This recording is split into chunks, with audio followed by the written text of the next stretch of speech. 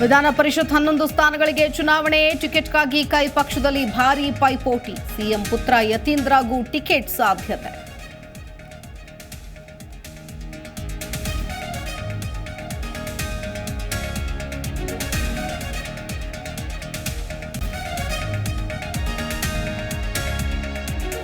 Bale ಸಿಕ್ಕರೂ ನೀಗದ Revanna tension. ಸಂತ್ರಸ್ತೆ ಹೇಳಿಕೆ ಆಧರಿಸಿ ಎಸ್ಐಟಿ ವಿಚಾರಣೆ. ಹೈಕೋರ್ಟ್ನಲ್ಲಿ ಬೆಳವಣಿಗೆ ಬಗ್ಗೆ ದಳಪತಿಗೆ ಚಿಂತೆ.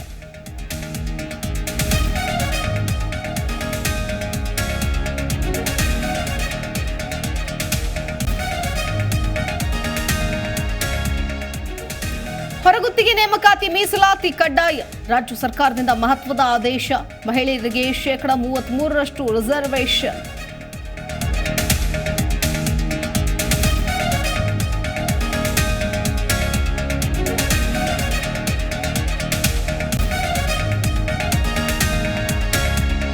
ಬೆಂಗಳೂರಿನಲ್ಲಿ ರೇವ್ ಪಾರ್ಟಿ ಮೇಲೆ ದಾಳಿ ಕೇಸ್. ಸಿಸಿಬಿ ತನಿಖೆ ವೇಳೆ ಸ್ಫೋಟಕ ಸಂಗತಿ ಬಯಲು. ಶೀಘ್ರದಲ್ಲೇ ಪಾರ್ಟಿ ಪ್ರಿಯರಿಗೆ ಸಿಸಿಬಿ ಪರೇಡ್.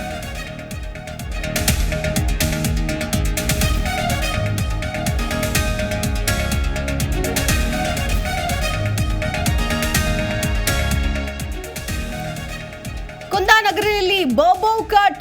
16 ತಿಂಗಳಲ್ಲಿ 44,417 ಜನರ ಮೇಲೆ ಡಾಗ್ ಅಟ್ಯಾಕ್. ಜಿಲ್ಲಾರೋಗ್ಯ ಇಲಾಖೆಯಿಂದ ಶಾಕಿಂಗ್ ವರದಿ.